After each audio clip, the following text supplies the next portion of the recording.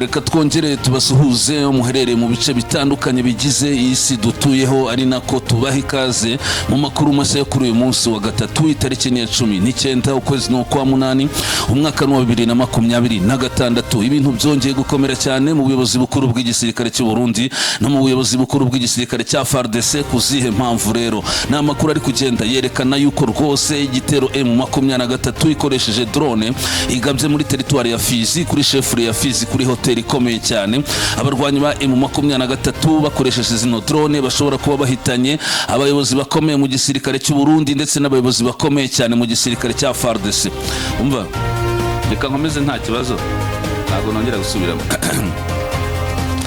Reka twongere tubasuhuze umuherere mu bice bitandukanye bigize isi dutuyeho, ari nako tubaha ikaze mu makuru mashya yo kuri uyu munsi wa gatatu itariki ya 19 ukwezi kwa munani umwaka wa 2026. Ibintu byongeye gukomera cyane mu buyobozi bukuru bw'igisirikare cy'u Burundi no mu buyobozi bukuru bw'igisirikare cya Fardc, nyuma y'aho abarwanyi ba MAA23 bagize gutya bakagaba igitero gikomeye cyane kwimwe muri hoteli zikomeye mu mujyi wa Fizi cyangwa se kuri chefre ya Fizi. Ubu rero amakuru akomeje kugenda avuga yuko rwose ibitero bya drone za MAA23 kuri chefre ya Fizi ku hoteli bishobora kuba bihitanye bamwe mu basirikare bakomeye mu gisirikare cy'u Burundi, harimo abajenerali ku rundi ruhande, abandi basirikare bakomeye mu gisirikare cya Fardc, hano harimo abajenerali. Ukuri nukuhe rero kugeza ubundi makuru ari kugenda komoza kuri generali Muzinga, andi makuru agakomoza kuri generali Fabien Dunia, umuyobozi wa region ya 33 y'igisirikare cya Fardc muri Kivu y'Amajyepfo.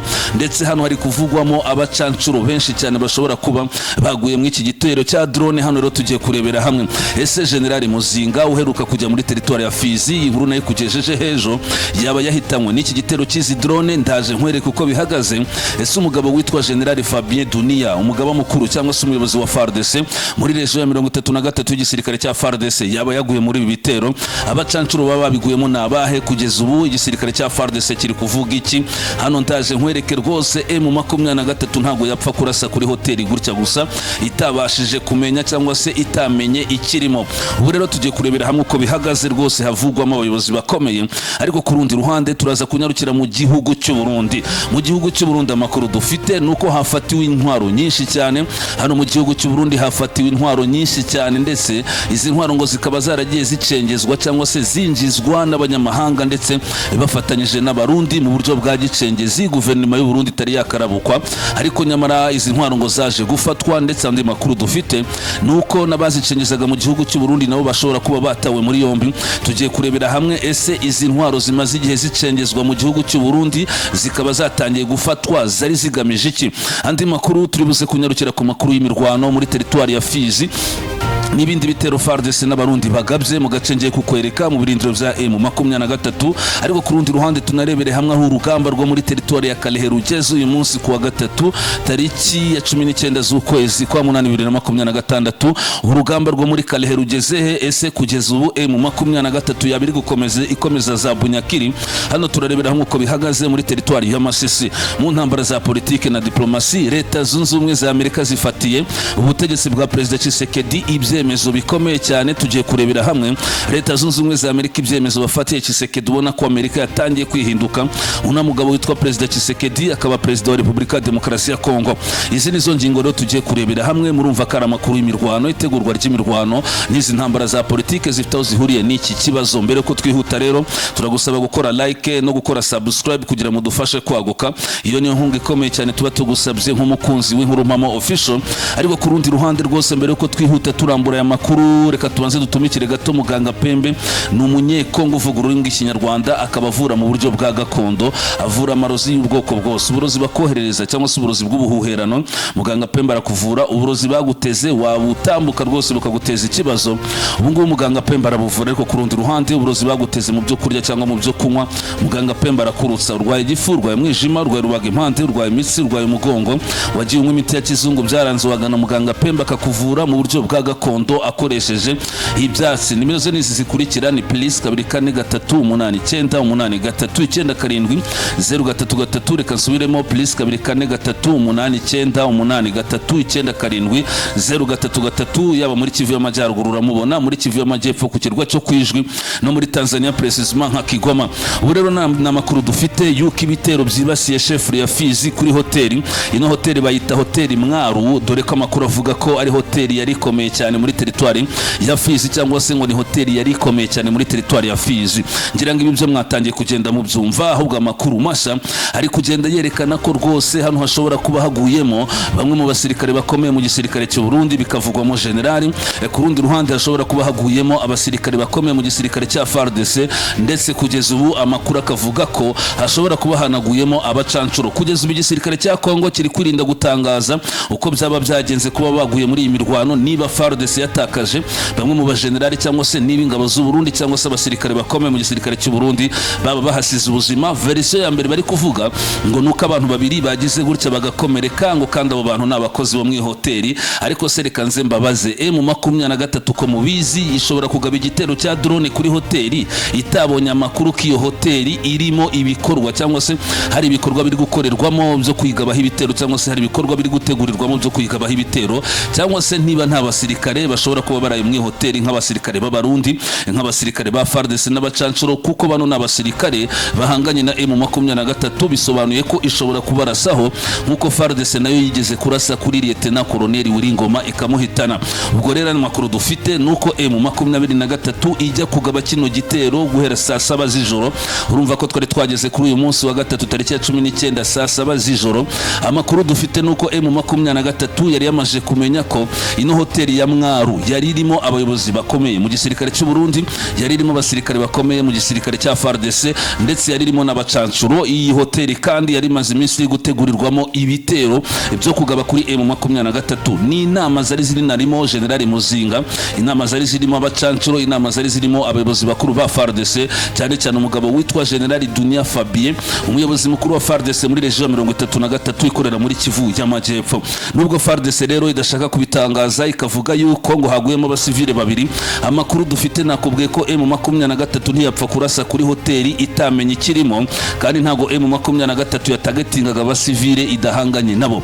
Ubu rero amakuru dufite ejo bundi, ngira ngo hari ejo bundi General Muzinga, General Fabien Dunia bakunze kuza muri iyi hoteli kuhakorera inama n'abacancuro. Amakuru akavuga ko iyi hoteli usibye kuba General Fabien Dunia na General Muzinga bari kuhakorera amanama bari kumwe n'abacancuro, iyi hoteli yari nacumbikiye babacancuro bamaze igihe boherezwa muri territoire ya Fizi kugira ngo bitegure gukoresha drone mu bitero bari gupanga byo kwisubiza kwa Muri .0 rwitsa nkuko n'ahandi hagiye hatandukanye. Urumva ko abacancuro cyambere bararaga muri iyi hoteli. Ubu rero amakuru dufite nuko bano bacancuro bashobora kuba rwose baguye muri iyi hoteli, n'akamakuru yo kwizerwa.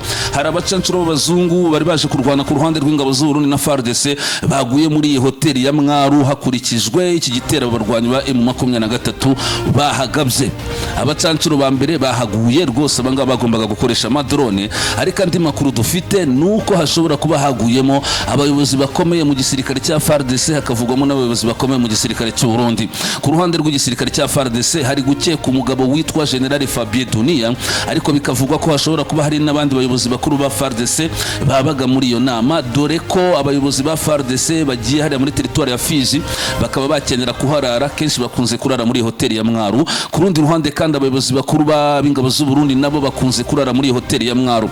Buro na makuru ari gukekwa ko General Muzinga nawe ashobora kuba ari kunugwanugwa, ariko ibi ntago twahita tubyemeza, ubwo turakomeza tuverifie. Ariko ku rundi ruhande hakavugwamo abasirikare bakomeye mu gisirikare cy'u Burundi n'abasirikare bakomeye mu gisirikare cya Fardc ndetse n'abacancuro.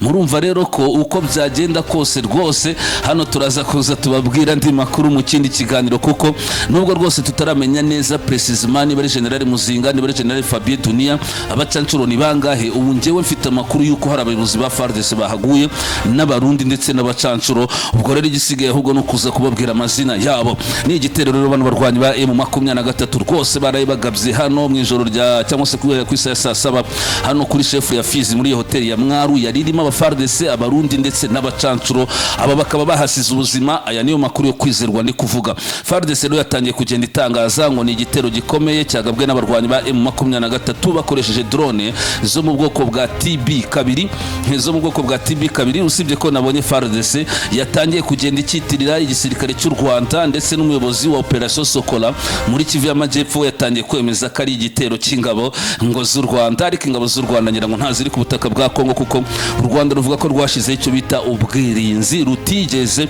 rwohereza ingabo muri ku butaka bwa Repubulika Demokarasi ya Kongo. Tuva kuri aya makuru rero turaza kubagezaho andi makuru yisumbuyeho, ibyo ndabibijeje cyane. Reka twikomereze n'ayandi makuru. Nubwo M23 yagabye igitero kuri chef ya Fizi bikavugwa ko haguye abasirikare bakuru b'abarundi na Fardc n'abacancuro, igisirikare cya Kongo n'abarundi nabo bagize gutya bahagurutsa drone barasa mu birindiro bya M23 natwe rwaneho hafi neza na point 0 hari akurikira cyerekezo cya point 0.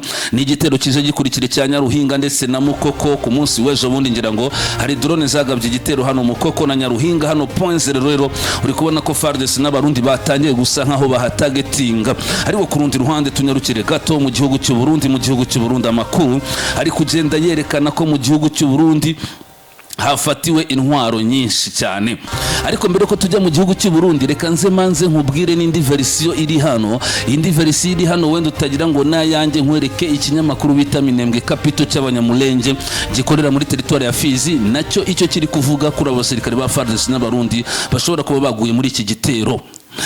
Igitero cy'indege zitagira abapilote cyabaye mu ijoro kuwa kabiri rishyira kuwa gatatu tariki ya 19 z'ukwezi kwa 8 2026 mu gace ka Fizi Centre territoire ya Fizi mu ntara ya Kivu y'Amajyepfo cyateje ubwoba mu ngabo za Repubulika Demokarasi ya Kongo ndetse cyangiza niyo nyubako.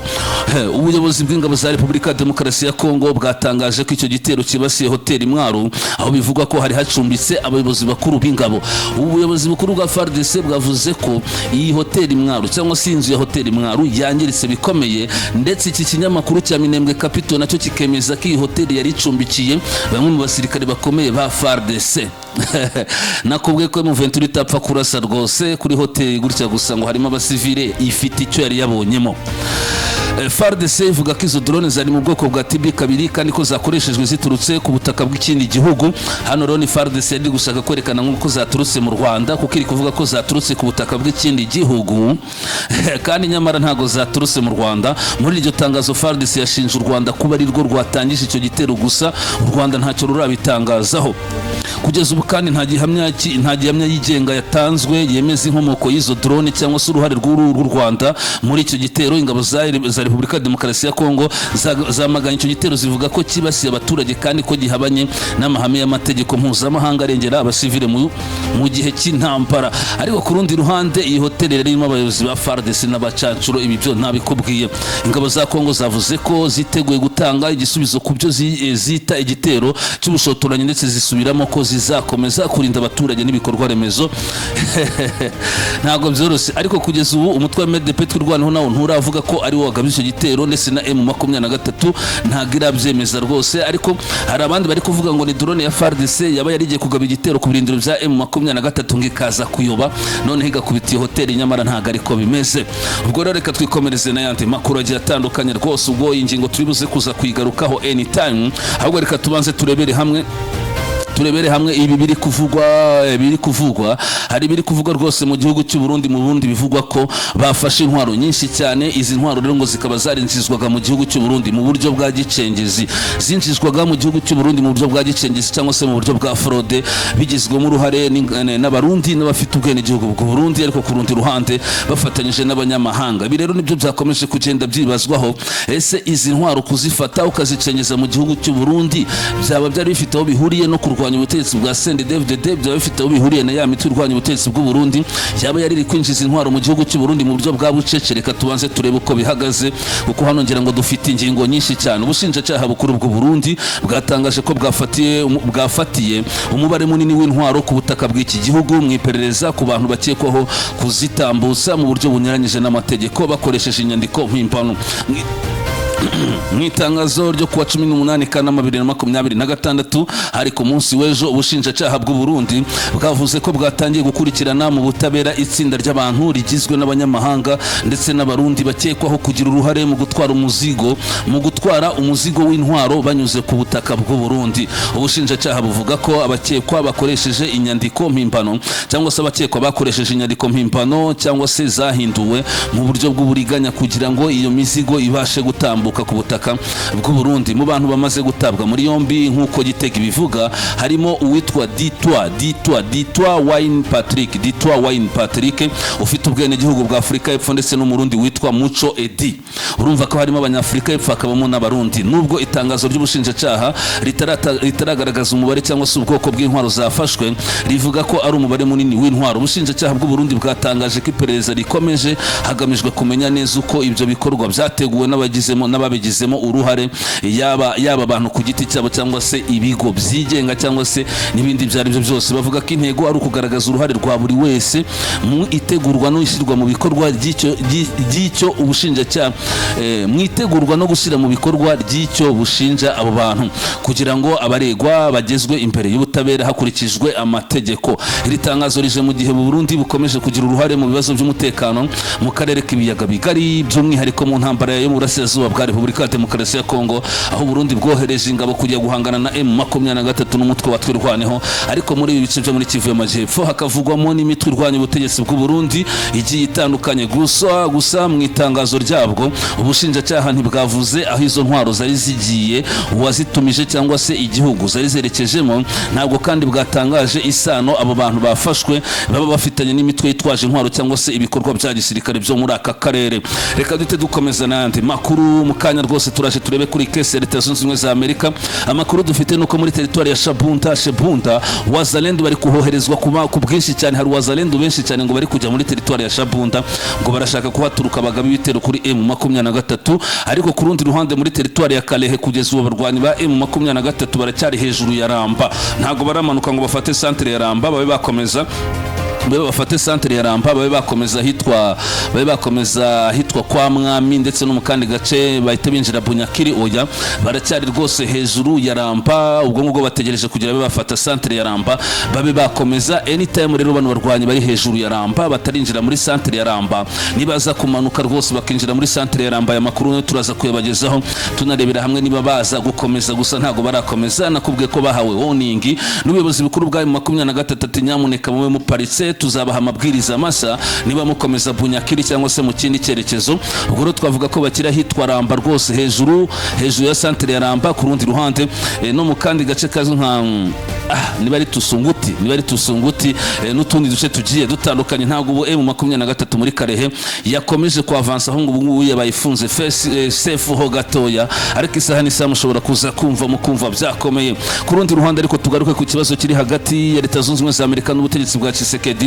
Abadepite cyangwa se abagize inteko ishinga amategeko ya Leta Zunze Ubumwe za Amerika ku bwiganze bw'amajwi abenshi batoye bagaragaza ko amasezerano Repubulika ya Demokarasi ya Kongo yagiranye na Leta Zunze Ubumwe za Amerika ku bigendanye n'ubucukuzi bw'amabuye y'agaciro akwiriye kubasubirwamo cyangwa se akavugururwa. Kugeza ubu rero ni inteko ishinga amategeko ya Leta Zunze Ubumwe za Amerika isanga ubutegetsi bwa Perezida Tshisekedi cyangwa se ubutegetsi bwa Kongo bujagaraye ku buryo icukurwa ry'amabuye y'agaciro rikorwa muri Kongo ryuzuyemo akajagari kenshi cyane. Ati ku bw'izo mpamvu rero iyi kontra Leta Zunze Ubumwe za Amerika zagiranye n'ubutegetsi bwa Kongo ku gucukura amabuye y'agaciro, turasaba ko yashirwa mu bikorwa igihe cyose ubutegetsi bwa Kongo bukuye akajagari mu bucukuzi bw'amabuye y'agaciro, kuko twebwe abanyamerika ntabwo twakorera ahantu hari akajagari. Ni ihurizo rikomeye cyane rero abanyamerika bahaye Tshisekedi guca akajagari mu mabuye y'agaciro no gushyiraho politiki ihamye ituma rwose ibikorwa by'ubucukuzi bw'amabuye y'agaciro bikorwa mu mucyo kandi rwose mu buryo bwemewe n'amategeko. Leta Zunze Ubumwe za Amerika ati rero amasezerano dushobora kuza kuyasubiramo ndetse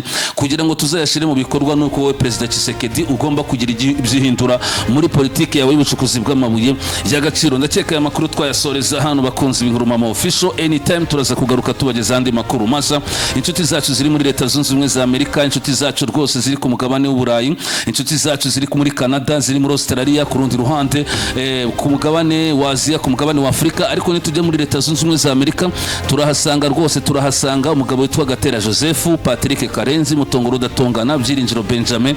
Aba ni abarwandofone n'inshuti zacu zakadasohoka ziherereye muri leta ya Indiana, muri leta zunze ubumwe za Amerika. Ariko ku rundi ruhande leta ya Kansas tuhafite inshuti yitwa Pablo na bagenzi bawe babiri, turagusuhuje cyane. Abitwa ba Evrine b'Abarundi, ku rundi ruhande ba Vincent rwose turabasuhuje. Ariko mu Bwongereza umugabo witwa Roger turagusuhuje, mu Bubiligi ba Michel n'abandi benshi cyane, ndetse no mu Bufaransa, Norvege. Mwese mwumve ko tubasuhuje muri aka karere k'ibiyaga bigari, mu Rwanda, Burundi, Tanzania, Kenya, Uganda, mu Burasirazuba bwa Kongo, ba Rwamuhungu Jacques, ba Hakizimana Joel, ba Claude, ba Mose Mazina. Muri benshi cyane ntago twabavuga ngo tubarangize gusa, mwumve ko tubifurije ibihe byiza, kugubwa neza. Witeka komeze kubana namwe rero, ntimukureho urushinge. Anytime turagaruka tubageza andi makuru masa, tunababwira noneho precisement amazina tunababwira precisement amazina y'abasirikare bakuru ba Fardc cyangwa se b'Abarundi n'umubare w'abacancuro bashobora kuba baguye muri biriya bitero M23 yabagabyeho kuri chef ya Fizi. Murakoze cyane, Uwiteka komeze kubaha umugisha, mugira ibihe byiza rero, ntimukureho urushinge. Murakoze cyane.